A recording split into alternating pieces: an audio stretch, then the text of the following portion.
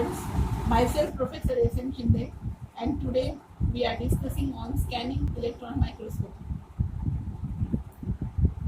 Scanning electron microscope, that is SEM. First SEM in 1938 by rastering the electron beam. Zavorkian in 1942, the first SEM for bulk samples. In 1965, the first commercial SEM by Cambridge Scientific Instruments. Characteristics information. Topography, the surface feature of an object or how it looks or its texture. Morphology, the shape and size of the particle making up the object. Here you are observing there are having a different type of the objects, having a different nanometers. Then composition, the element and compounds that the object is composed of and the relative amount of them. Crystallographic information, how the atoms are arranged in the object with the help of this particular SEM image. Components of SEM. A source electron gun of electron beam which is accelerated down to the column. A series of lenses, here you are observing it is a magnetic lens, are to act to control the diameter of the beam as well as to focus the beam on the specimen. A series of apertures which the beam passes through and which affect properties of that beam. An area of beam, you are observing here there is having an area of beam or specimen interaction that generates the several types of signals that can be detected and processed to produce an image or spectra. All of the above maintained at high vacuum levels. Electron beam sample interactions. The incident electron beam, here you are observing there are having a sample. This is the electron beam. So incident electron beam is scattered in the sample both elastically and inelastically. This gives rise to various signals that we can detect, that is for high atomic number, medium atomic number and low atomic number. So this gives rise to the various signals that we can detect in the interaction volume increases with increasing acceleration voltage and decreases with increasing atomic number. Electron guns. We want many electrons per time unit per area, that is the high current density, and as small electron spot as possible. So here you are observing the thermionic electronic gun. There are having a different type of the electronic gun. So thermionic electronic gun, that is in TEG, the electrons are emitted when a solid is heated, and field emission gun FEG, that cold guns, a strong electric field is used to extract electrons. With field emission guns, we get a smaller spot and higher current density compared to the thermionic guns. In the detectors, there is having backscattered electron detector, secondary electron detectors which are showing with the help of these arrows, X-rays, energy dispersive spectrometers. Then vacuum, chemical corrosion and the thermal stability is necessary for a well-functioning filament, that is for the gun pressure.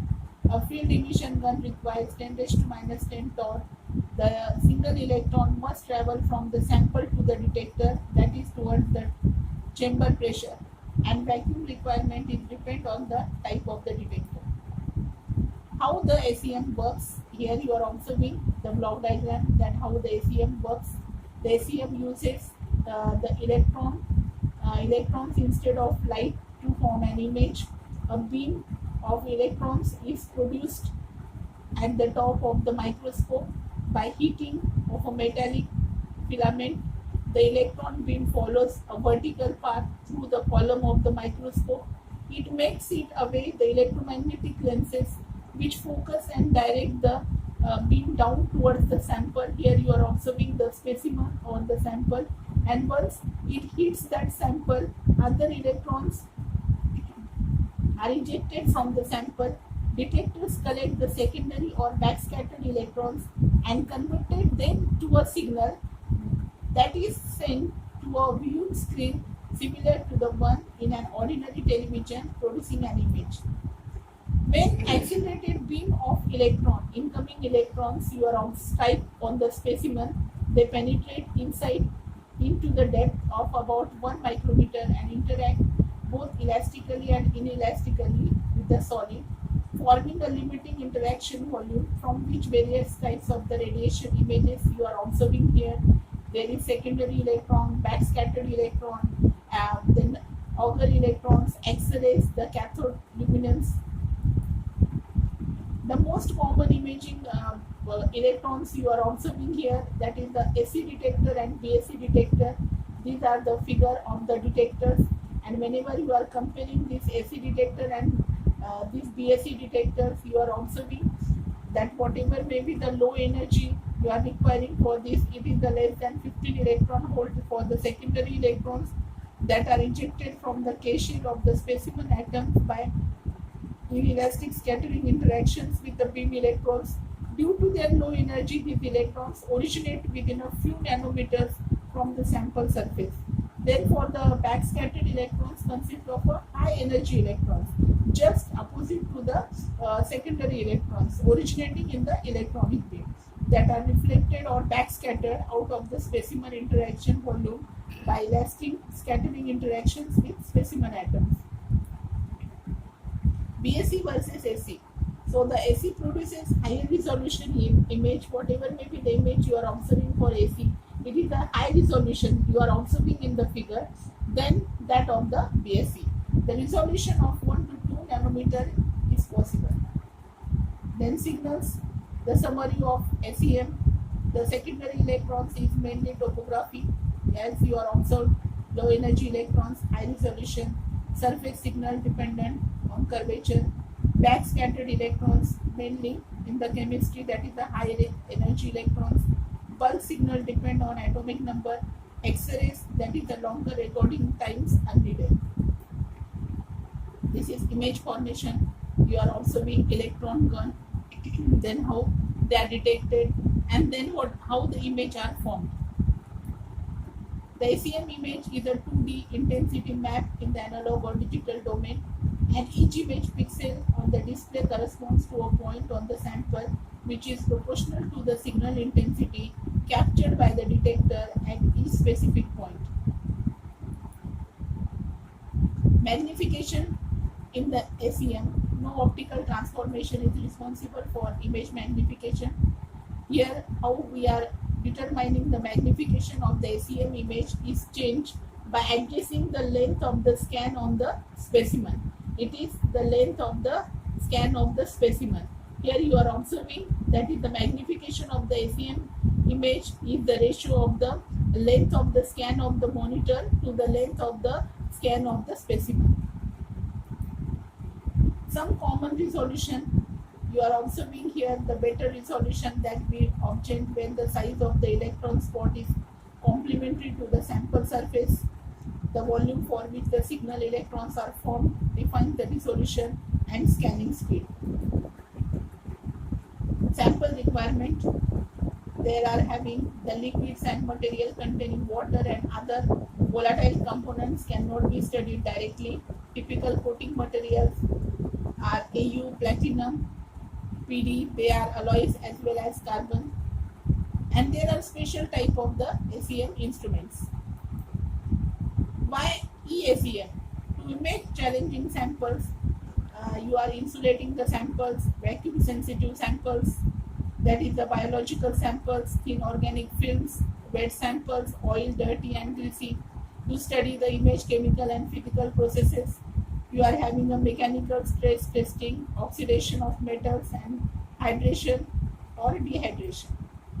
Then we are proceeding further towards TEM, that is the tunneling electron microscopy. This is tunneling electron microscope. The first electron microscope was built 1932 by the German physicist Ernst Rutherford, was awarded Nobel Prize in 1986 for its invention. The first commercial TEM in 1939 and 1 nanometer resolution. Here you are observing that how this particular TEM it looks like. Basic principle: Here also this is the block diagram of the TEM. The design of the transmission electron microscope is analogous to that of an optical microscope. In a TEM, high energy greater than 100 kilovolt electrons are used instead of photons, and electromagnetic lenses instead of glass lenses. The electron beam passes an electron transparent sample. A magnified image is formed using a set of lenses. This image is projected onto a fluorescent screen or a CCD camera, whereas the use of visible light limits the lateral resolution in an optical microscope to a few tenths of a micrometer. The much smaller wavelength of electron allows for a resolution of 0.2 nanometer in a TEM. Instrument components, that is the condenser system, objective lens system, projector lens system, and intermediate lens. Here also you are observing how the incoming electrons are strike on the sample and how it will be emits the different type of the elastic and inelastic scattered radiations. How the image you are getting for the TEM. Resolution in TEM. In a TEM, a monochromatic beam of electron is accelerated through a potential of 4200 kilowatt and pass through a strong magnetic field that acts as the lens. The resolution of a modern TEM is about 0.2 nanometer. So more recently, the advances in for this corrector design have been able to reduce the spherical aberration of this particular resolution. Electron energy loss spectroscopy. This is also the advancement of the TEM. Tomography involves the acquisition of large series of images at many tilt angles of the sample with respect to the electron beam. Sample preparation in the TEM. How the sample is prepared, that is required to the important absorption of electron in the material. As already you know the working of this TEM. High acceleration voltage reduces the absorption effect, but can cause the radiation damage. Estimated at 170 kHz for aluminium. At this acceleration tension, maximum thickness of 60 nanometer is required for TEM. Bright field contrast and direct diffraction contrast that we are getting for the samples of the TEM. Limitations of the TEM. Sampling, it is restricted up to 0.3 millimeter cube of materials, because the higher of the resolution, smaller the analyzed volume becomes. Interpreting transmission images, 2D images of 3D specimens viewed in the transmission, no depth sensitivity, electron beam damage and safety, then specimen preparation thin below 100 nanometer. Advantages in TEM, using a dedicated equipment that is freeze up to 0.1 micrometer. Another way of obtaining compositional as well as the structural information using TEM is a high angle annular dark field imaging. For the application in the dedicated detector is used that only collects electrons that are elastically scattered over a large angles by the specimen. Energy filtered, in that also we are using this TEM. Whenever you are comparing SEM versus TEM, you are observing this slide that it is a scattered electron, TEM is a transmitted electron. Scattered electron in SEM produce the image by the sample after the microscope collects and counts the scattered electron. TEM is directly pointed towards sample. SEM focuses on the sample surface and composition. TEM seeks to see what is inside or behind the surface. SEM shows the sample bit by bit. TEM shows the sample as a whole. SEM provides a three-dimensional image. TEM delivers two-dimensional image, etc. We are getting this particular comparison. This is the image we are getting for TEM and SEM. Then this is the summary of this particular SEM and TEM. Just now we are discussing each points relating with the TEM. Then we are proceeding further towards atomic force microscopy, AFM. So brief history of AFM. In 1986, Binning and Court demonstrated for the first time the idea of the AFM, which is used as an ultra small probe tip at the end of the cantilever. In 1987, the Warpun Singh developed AFM setup with a vibrating anti-lever techniques, which is used the light lever mechanism. So this is the components and their uses that we are using for this particular AFM. That is the cantilever, laser diode, positive sensitive photodetector, probe tip, computer, piezoelectric scanner, feedback loop. Comparison between the AFM and electronic microscopes. You are observing here the optical and electron microscopes can easily generate two-dimensional images of a sample surface with a magnification as a large 1000x, approximately towards to 1 lakh x of electron microscope. And these microscopes cannot measure the vertical dimensions. AFM, which uses a sharp tip to probe a surface feature by a raster scanning, can image the surface topography with extremely high magnification up to 1 lakh, comparable or even better than electron microscope. It is used for XY plane, Z dimension, resolution magnification and Z direction is normally higher than XY plane. Here you are observing the sample distances of the AFM.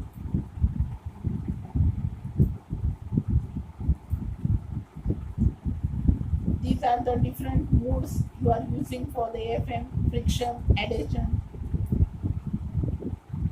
electrostatic interaction, magnetic interaction, AFM imaging modes, contact mode and dynamic mode.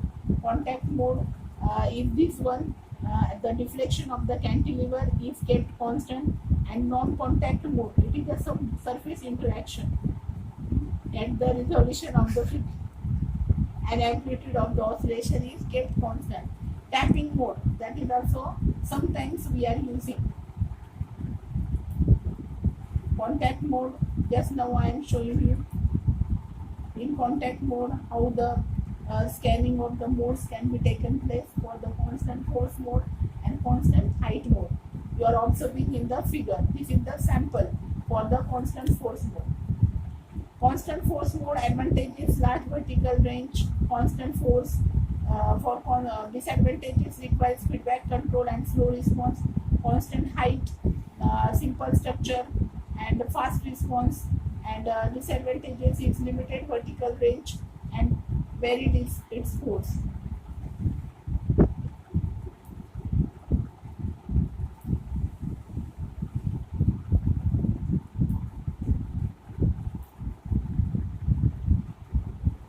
These are the advanced imaging techniques in AFM: contact mode scanning and the tapping mode scanning.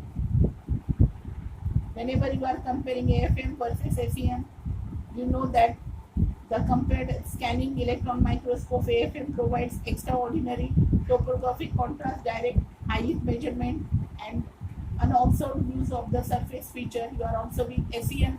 This is a SEM image and AFM image. It will be clearly shows you that how SEM is conducted in a vacuum environment and AFM is conducted in an ambient or a fluid environment. That is one of the very important point for the comparison between this particular AFM and SEM. Compared with the two-dimensional transmission electron microscopes in terms of the TEM, but in AFM we are getting a three-dimensional AFM image. No expensive in sample preparation in AFM is required as compared to TEM, and yield for more complete information than two-dimensional profile available for cross-sectional samples. And in this way, whenever you are comparing these three scanning technology on the help of the sample, magnification, environment, time for image, horizontal resolution, vertical resolution, field of view, depth of field, contrast or flat sample. SEM and TEM, it is somehow similar, and we are comparing it with the AFM. So for samples, it is must be conductive. For AFM, it is insulating or conductive. Magnification, SEM, TEM, two-dimensional, it is three-dimensional. Environmental, it is vacuum. For AFM it is vacuum, air and liquid. For time for image 0.1 to 1 minute, and for AFM it is 1 to 5 minutes. Horizontal resolution 0.2 nanometer for TEM and 5 nanometer for APS-CM. For AFM it is 0.2 nanometer. Vertical resolution not applicable. For AFM it is 0.05 nanometer. Field of view for ACM it is 1 millimeter, and for TEM it is 100 nanometer, and for AFM it is 100 micrometer. Depth of field good. For AFM it is poor, and for contrast on flat samples for ACM and TEM it is poor, and for AFM it is good. Thank you.